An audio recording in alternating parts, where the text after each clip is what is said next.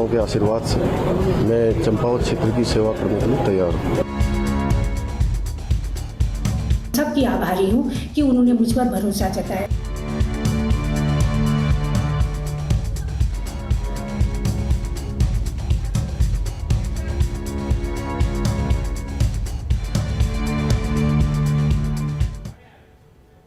नमस्कार, पहाड़ समाचार में आप सभी का स्वागत है और मैं हूं आपके साथ आशिमा त्यागी। चंपावत उपचुनाव के लिए काउंटडाउन शुरू हो चुका है और आज से प्रचार के लिए मैदान में उतरेंगे सीएम धामी। लोगों के बीच जाकर समस्याएं उनकी जानेंगे और कल उपचुनाव के लिए नामांकन उन्होंने किया था, रोड शो यहां पर किया गया था, एक बड़ा काफिला उनके साथ मौजूद था, जिसके बाद उन्होंने नामांकन किया और फिर जनता से रूबरू भी हुए और इस दौरान एक जनता का बड़ा सैलाब यहां पर देखा गया। तो जनता को काफी कुछ उम्मीदें हैं और आज उसी जनता के बीच पहुंचेंगे मुख्यमंत्री पुष्कर सिंह धामी। तो बता दें कि अब चंपावत उपचुनाव के लिए जो काउंटडाउन है वो शुरू हो चुका है। 3 तस्वीरें हम आपको दिखा रहे हैं। ये बीते दिन की तस्वीर है। पहली तस्वीर में 31 मई को वो यहाँ पर मतदान है और उससे पहले नामांकन पर्चा किस तरह से उन्होंने दाखिल किया, कैलाश गैतोड़ी उनके साथ मौजूद। तो वही दूसरी तस्वीर में आप देख रहे हैं बीजेपी के हक में वोट मांगते नजर आए, जनता के बीच यहाँ पर दिखे। तो तीसरी तस्वीर उस रोड शो की जिसमें एक बड़ा काफिला, समर्थक, उनके नेता, तमाम जो लोग थे वो उनके साथ मौजूद थे। न सिर्फ इस काफिले पर वो सवार थे बल्कि उन्होंने बीच रास्ते में अपनी गाड़ी को, अपने वाहनों को रुकवाया भी और वहां मौजूद लोगों से मुलाकात भी की और इसके बाद एक जनसभा को संबोधित भी यहां पर किया गया और इसमें बड़े वादे जो हैं वो मुख्यमंत्री पुष्कर सिंह धामी की तरफ से किए गए और उन्होंने कहा कि ये जीत चंपावत के विकास की जीत होगी। तो ये 3 तस्वीरों के जरिए हम आपको बीते दिन किस तरह से सुगबुगाहट रही और अब काउंटडाउन जो है वो चंपावत उपचुनाव का शुरू हो चला है। आज से प्रचार प्रसार में जुटेंगे, जनता के बीच पहुंचेंगे पुष्कर सिंह धामी।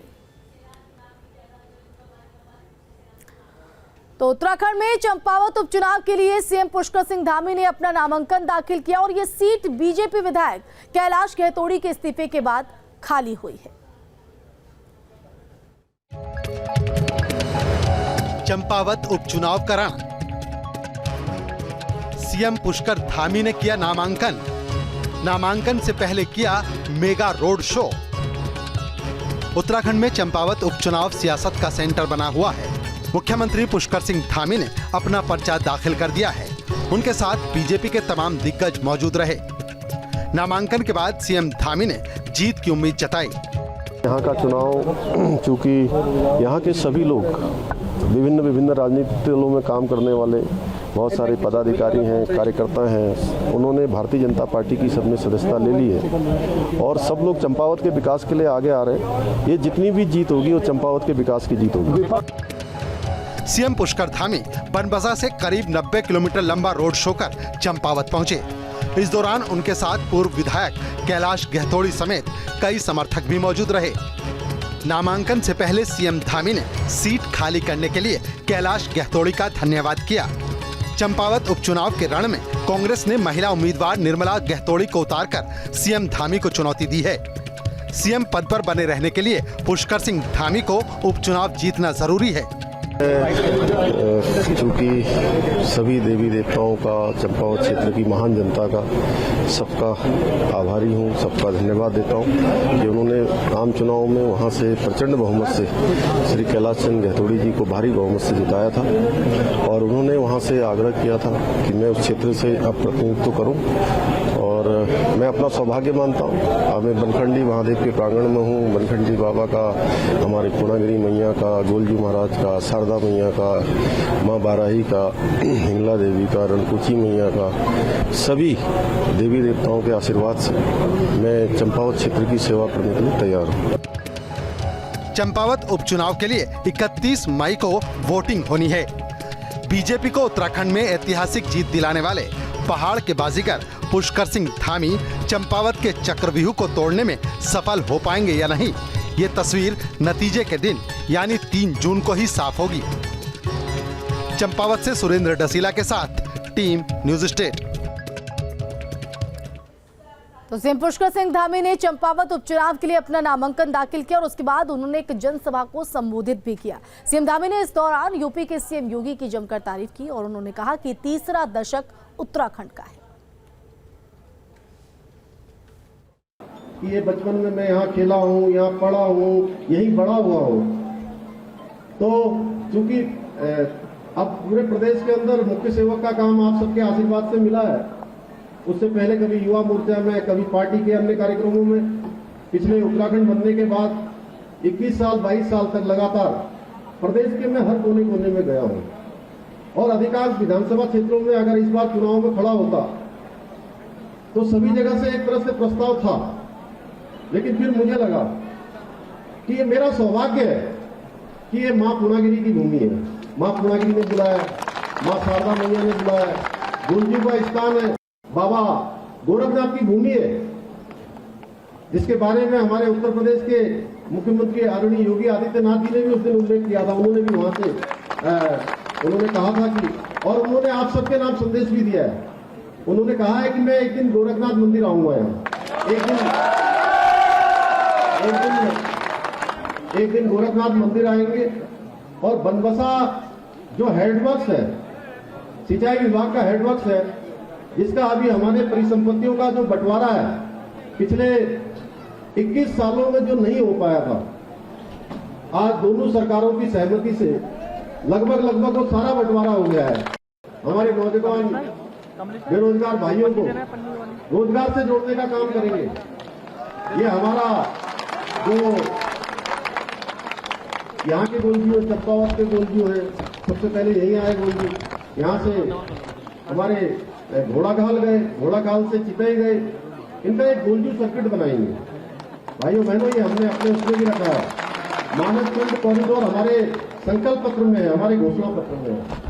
चाय के यहाँ बादाम है, श्यामला ताल का हमारा ये पर्यटन स्थल, ये इसको एक विकसित रूप में लाना है। तो सीएम पुष्कर सिंह धामी के विधानसभा उपचुनाव को लेकर कैबिनेट मंत्री सौरभ बहुगुणा का कहना है कि मुख्यमंत्री रिकॉर्ड मतों से चुनाव जीतेंगे। सौरभ बहुगुणा से खास बातचीत की न्यूज स्टेट संवाददाता सुरेंद्र रसीला ने, क्या कुछ उन्होंने कहा, सुनवाते हैं।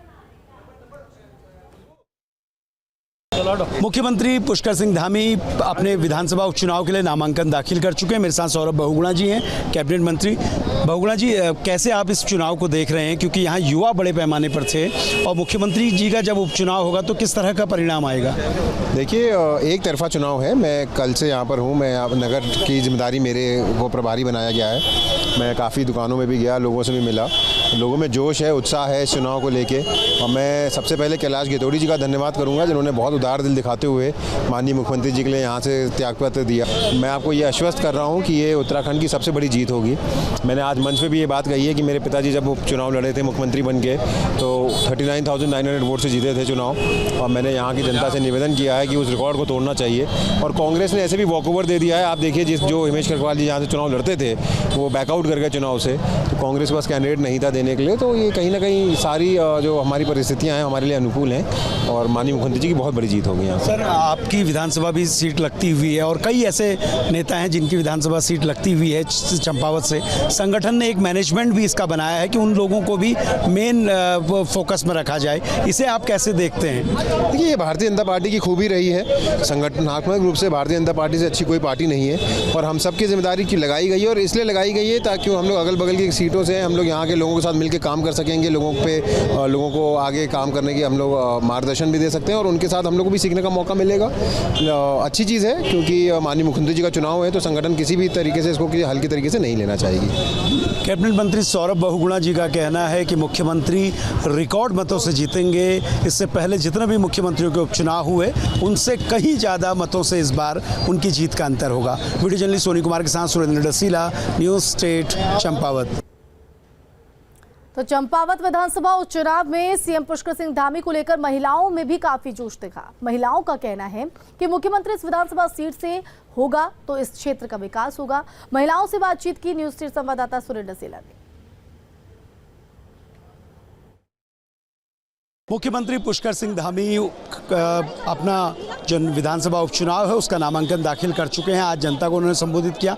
मेरे साथ चंपावत की महिलाएं हैं। चंपावत की जनता 100% है, बिल्कुल चूक नहीं करेगी। सभी पार्टियां भी, सभी संगठन भी, जो भी हमारी पार्टी है राष्ट्रीय, सारी पार्टियों का समर्थन है। मैडम, कितना विश्वास है आप लोगों को आज जो भीड़ देख रहे हैं? 100% विश्वास है और ये देखने को भी जाहिर है कि सब देख ही रहे थे कि किस तरह से लोग खिड़कियों से, दरवाज़ों से और ऊपर छतों से इस तरह से यहाँ पर एक जन हुजूम लगा हुआ था कि और उत्साहित है यहाँ की जनता।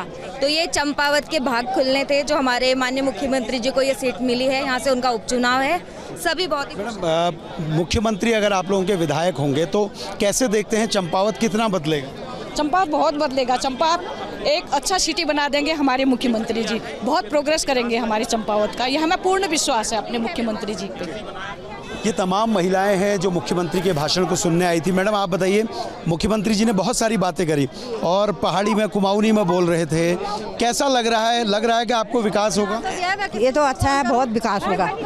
विधायक जी को आने से हमारा बहुत विकास होगा, चंपावत में भी थोड़ा बनबसे में भी और सब हर एक जगह। हमको बहुत खुशी लगी, हम उनको बम्पर वोटों से जिताएंगे। जैसे गहतोड़ी जी को जिताया ऐसे हम इनको भी जिताएंगे। मैं महिलाओं का ये कहना है कि मुख्यमंत्री की बातें उन्हें अच्छी लगी, मुख्यमंत्री क्षेत्र में विकास करेंगे और उनको बम्पर वोटों से चंपावत की जनता चुनाव जिताएगी। मुख्यमंत्री ने जो बातें कही हैं वो बातें सच्ची लगती हैं और लगता है कि उत्तराखंड में चंपावत का विकास अगर हो सकता है तो पुष्कर धामी के विधायक बनने के तौर पर ही हो सकता है। वीडियो जर्नलिस्ट सोनी कुमार के साथ सुरेंद्र डसीला, न्यूज़ स्टेट, चंपावत। तो चंपावत विधानसभा उपचुनाव पर पूर्व सीएम हरीश रावत का भी बड़ा बयान सामने आया। हरीश रावत ने कहा कि बीजेपी ने चुनाव के लिए पूरी ताकत लगा दी है, लेकिन कांग्रेस भी पीछे नहीं है। हरीश रावत से खास बातचीत की न्यूज़ स्टेट संवाददाता मोहित राजदुबे ने। उत्तराखंड के पूर्व मुख्यमंत्री हरीश रावत जी खास बातचीत के लिए हमारे साथ मौजूद हैं। सवाल बड़ा लाजमी है, चंपावत में उपचुनाव है, रणनीति कांग्रेस की क्या है, क्योंकि सूबे के मुख्यमंत्री वहां से ताल ठोक रहे हैं। देखिए, हमारी रणनीति बहुत सिंपल है। हम लोगों के बीच में जाकर के लोगों से कहेंगे कि राज्य के अंदर भाजपा के पास बूथ मेजॉरिटी है, लेकिन कांग्रेस अपोजिशन के रूप में प्रभावशाली तरीके से काम कर सके और जो कुछ छल कपट से भाजपा जीती है, जो दुष्कृत्य उन्होंने किया है, उन सब का बदला लेने का ये समय है। इसलिए चंपावत कांग्रेस के लिए नहीं। तो सवाल देखिए, आप भी लड़ रहे थे चुनाव और आप जीत नहीं पाए, चंपावत आप हारे हैं, तो चंपावत लोकतंत्र के लिए जीते और हम जीतने के लिए चंपावत का कॉमनवेल्थ कोर्ट की बात एक बार फिर से उत्तराखंड के भीतर आ गई है और चंपावत में भी ये दिखाई दे रही है। कितना बड़ा मुद्दा आप मानते हैं? वो मुद्दा बनाने की कोशिश कर रहे हैं। हम उनसे कहने जा रहे हैं कि भाई जो चुनाव के दिनों में या चुनाव से पहले, क्योंकि यही सरकार थी, यही भाजपा की सरकार थी, जो वादे किए थे, जिनको कह रहे थे हमने कर दिए हैं, लेकिन आज आप भूल गए हैं। तो आपने वहाँ कहा था कि ये परिपाटी ठीक नहीं है सूबे के भीतर कि मुख्यमंत्री के उम्मीदवार को ही लोग हरा देते हैं, तो ऐसे में आप कहाँ ये सार्थक बात? जनरल इलेक्शन में ये काउंट करता है, लेकिन अनंतो गत्वा जनता ने एक मैंडेट दे दिया। उस मैंडेट को नलीफाई करने का जो है अधिकार केवल जनता को है। निकली हरीश रावत साहब थे। जर्नलिस्ट अभिजीत के साथ मोहित राजदुबे, न्यूज़ स्टेट, दिल्ली। तो चंपावत उपचुनाव के लिए कांग्रेस ने सीएम धामी के खिलाफ निर्मला गहतोड़ी को मैदान में उतारा है। आखिर कौन है निर्मला गहतोड़ी और कांग्रेस ने धामी के खिलाफ महिला उम्मीदवार उतारकर मास्टर कार्ड खेला है? रिपोर्ट देखिए। लंबी जद्दोजहद के बाद चंपावत उपचुनाव के लिए कांग्रेस ने निर्मला गहतोड़ी को मैदान में उतार दिया है। इस बार चंपावत से उपचुनाव के लिए कांग्रेस ने नए प्रत्याशी का ऐलान किया है। पार्टी का फैसला है और सब मिलकर चुनाव लड़ाएंगे। उन्हें प्रत्याशी कांग्रेस के सारे हमारे कार्यकर्ता, वरिष्ठ नेता, हमारे जनप्रतिनिधि कांग्रेस के जो निर्वाचित हैं, एकजुट होकर पूरी तत्परता के साथ इस चुनाव को हम बहुत गंभीरता से ले रहे हैं और उनको पूरा सपोर्ट रहेगा, सबका सपोर्ट रहेगा। निर्मला गहतोड़ी का सामना सीधे सीएम पुष्कर सिंह धामी से होने जा रहा है।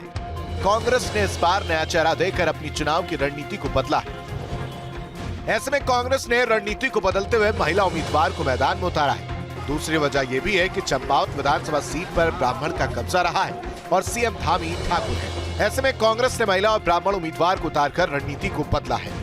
निर्मला गहतोड़ी जी पहले कांग्रेस की जिला अध्यक्ष रही हैं, लंबे समय तक उन्होंने काम किया है, पुराना अनुभव है और महिला हैं। आज समाज में महिलाओं को बराबरी की बात करते हैं तो कांग्रेस से प्रूव भी कर रही है कि महिलाओं को हम लाकर चुनाव लड़वा रहे हैं। उनको अपना अनुभव है। साथ ही चंपावत और लोहाघाट, चंपावत और टनकपुर बनबसा दोनों जगह वो कोऑर्डिनेट करती हैं और मतदाताओं की संख्या भी महिलाओं की ज़्यादा है। निर्मला गैतोड़ी 27 साल से कांग्रेस में है। कांग्रेस जिला अध्यक्ष रहने के साथ वो महिला बाल विकास आयोग की उपाध्यक्ष रह चुकी हैं। मूल रूप से वो पार्टी ब्लॉक से गरसाड़ी की रहने वाली है। फिलहाल वो चंपावत के पुनेठी में रह रही है।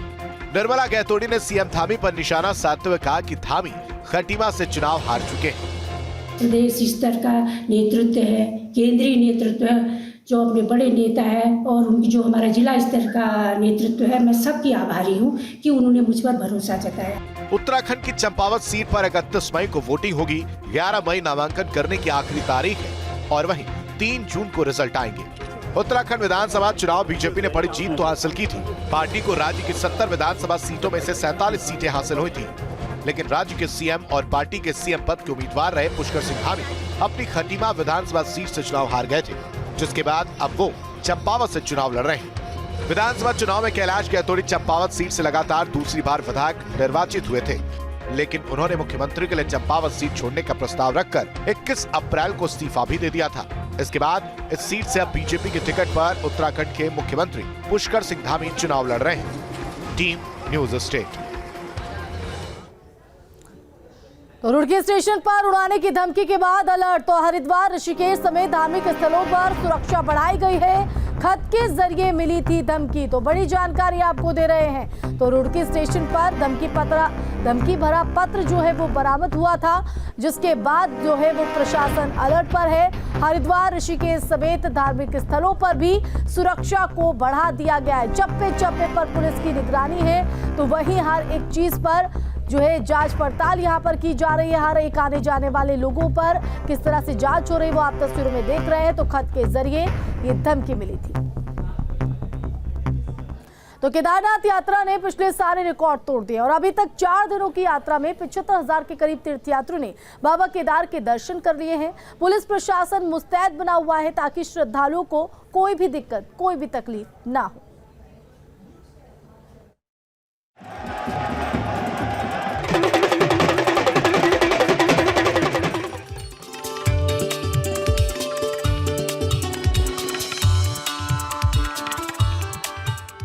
केदारनाथ धाम में यात्रा के आस्था का सैलाब उमड़ रहा है। भक्त कई किलोमीटर लंबी लाइन लगाकर दर्शन कर रहे हैं। यात्रा पड़ावों में जगह जगह तीर्थ यात्रियों की भीड़ है। पुलिस की ओर से तीर्थ यात्रियों की हर संभव मदद की जा रही है। ये हमारी ओर से पूरे प्रबंध किए गए हैं, जितना ज़्यादा हो सकता है। क्राउड मैनेजमेंट के भी, ट्रैफिक मैनेजमेंट के भी, और हमने फोर्स को सेक्टर्स में बांटा। पहली बार केदारनाथ जी में इतनी व्यवस्था में दिक्कतें आई कि हमें उसके सेक्टर्स और जोन में बांट करके कोशिश कर रहे हैं कि व्यवस्था बनी रहे और हमारी यात्रा सुगम और सुरक्षित हो। पुलिस की ओर से तीर्थ यात्रियों को समय से दर्शन करवाए जा रहे हैं। यात्रा को देखते हुए केदारपुरी को अलग अलग सेक्टरों में बांटा गया है। तो पुलिस उपाधीक्षक एवं 2 इंस्पेक्टर तैनात किए गए हैं, जबकि भारी संख्या में पुलिस के जवान भी तैनात हैं। पुलिस की तरफ से यात्रियों को फैसिलिटेट करने के लिए उनका समयबद्ध तरीके से दर्शन हो जाए और किसी प्रकार की परेशानी ना हो, इसको लेकर पूरी प्लानिंग कर ली गई है। ऊपर केदारपुरी को अलग अलग सेक्टर जोन में डिवाइड कर दिया गया है। हमारे 2 पुलिस उपाधीक्षक और 2 इंस्पेक्टर लगे हुए हैं वहां पर, उनके अंडर में पूरी फोर्स दी गई है। तो पुलिस की तरफ से पूरी व्यवस्था है। तस्वीर बताने के लिए काफी है कि भक्ति का कैसा जन सैलाब श्रद्धा के रूप में उमड़ गया है। 2019 में 10 लाख से ज्यादा भक्तों ने बाबा के दर्शन किए थे। वह इस बार यह आंकड़ा 3 दिनों में ही 50,000 से ऊपर जा चुका है। रुद्रप्रयाग से रोहित टिमरी के साथ टीम न्यूज स्टेट। तो केदारनाथ यात्रा पर जाने वाले तीर्थयात्रियों की तादाद ज्यादा होने के चलते दोपहर 12 बजे बाद सोनप्रयाग में यात्रा को रोका गया और एक दिन में 25 से 30,000 यात्री बाबा के दर्शन के लिए पहुंच रहे हैं। लेकिन 18 से 20,000 यात्रियों को ही दर्शन के लिए भेजा जा रहा है, तो बाकी यात्रियों को सोनप्रयाग में ही रोका जा रहा है। केदारनाथ धाम में हर रोज मौसम खराब हो रहा है और केदारनाथ समेत पैदल मार्ग पर बारिश होते ही ज्यादा ठंड बढ़ जाती है और ठंड की वजह से यात्री बीमार हो जाते हैं। ऐसे में प्रशासन भी कोई जोखिम जो है वो नहीं लेना चाह रहा। मात्र 4 दिन की यात्रा में 70,000 से ज्यादा तीर्थयात्री बाबा केदार के दर्शन कर चुके हैं और इस बार बताया जा रहा है कि केदारनाथ यात्रा पिछले सभी रिकॉर्ड तोड़ देगी। 2019 के बाद पहली बार फुल फ्लेज यात्रा शुरू हुई है। काफ़ी संख्या में यात्रियों का आवागमन हो रहा है। इसको रेगुलेट करने के लिए हमने अलग अलग पड़ावों पर यात्रियों को रोकना पड़ता है, जिससे कि वो समय पर केदारनाथ पहुंचकर दर्शन कर सकें और वापस आ सकें। केदारनाथ में रुकने की भी कैपेसिटी लिमिटेड है, तो उसको देखते हुए और मौसम को देखते हुए सोनप्रयाग पर दोपहर के बाद में यात्रा रोक दी जाती है। तो उत्तराखंड में चारधाम यात्रा जोर शोर से जारी और कपाट खुलने के पहले दिन से ही चारों धामों में श्रद्धालुओं की भारी भीड़ उमड़ने लगी है। लेकिन यात्रा शुरू होते ही लोगों की जान पर भी खतरा बनने लग गया है। यमुनोत्री धाम के बाद अब केदारनाथ में भी लोगों की मौत होने से सरकार की तैयारियों पर सवाल खड़े होने लगे हैं। हाल ही में बद्रीनाथ और केदारनाथ से लौटकर आए कांग्रेस प्रदेश अध्यक्ष करण महारा सरकार पर चारधाम की व्यवस्थाओं को लेकर जमकर बरसे।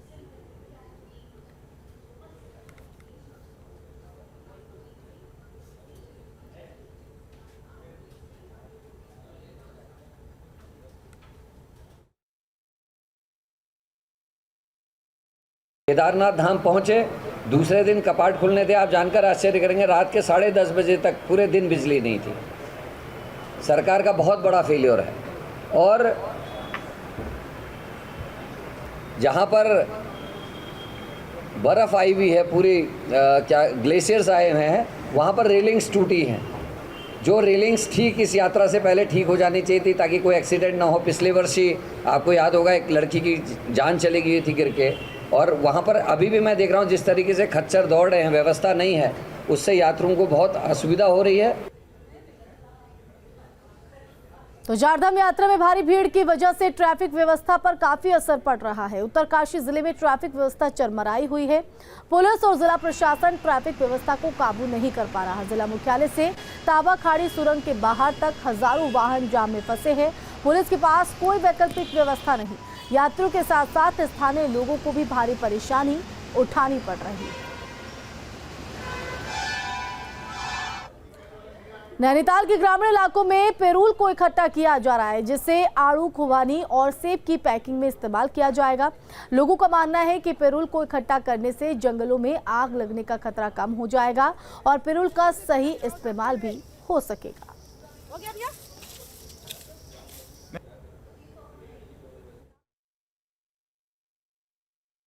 हम जो पेरूल ले जाते हैं, ये हमारे सेब की पैकिंग के काम आता है और आड़ू की पैकिंग के काम आता है। आड़ू, खुमानी, प्लम, जो भी हमारी सारी वैरायटी फ्रूट्स जो भी होते हैं, हम इनकी पैकिंग के काम आता है। और साथ में ये हमारा जो जंगलों में आग लग जाती है, क्योंकि लोग इधर उधर निकलते तो बीड़ी सिगरेट वगैरह फेंक देते हैं, तो हम इसको झाड़ के अगर ले जाएँ तो उसका खतरा भी कम हो जाता है। और साथ ही अगर जैसे हमारा सेब की पैकिंग के बाद बच गया तो हम इसकी खाद भी बनाते हैं। गाय बच्चियों में अगर नीचे बिछा दिया बाहर बरसात के दिनों में, तो गोबर भी बन जाता है और खाद भी बहुत अच्छी बन जाती है। इसको हम घर में जा रहे हैं, घर जाके इसमें सेव भरेंगे, इसकी पैकिंग करेंगे। उसके बाद इसको हम सेव के साथ ये जाता है ना हल्द्वानी, वहाँ सेव भी बिकते हैं और इससे आग भी नहीं लगती है ना।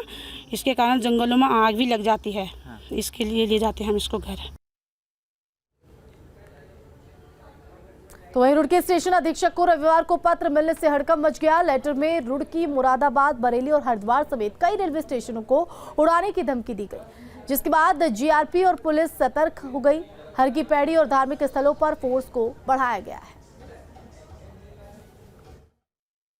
इस समय चारधाम यात्रा भी चल रही है और हमारी फोर्स लगातार मुस्तैद है। जगह जगह हमारी ड्यूटी भी लगी हुई है। आज हर की पैड़ी पे भी ड्यूटी परमानेंट लगी रहती है, वहाँ पे पीएससी भी रहती है और फोर्स पर्याप्त तैनात रहती है। तो और हमारी बीडीएस की टीम भी लगातार चेकिंग वगैरह करती रहती है। हम लोग सतर्क दृष्टि बनाए हुए हैं। और इसी के साथ पहाड़ समाचार में बस इतना ही। आप देखते रहिए न्यूज़ स्टेट।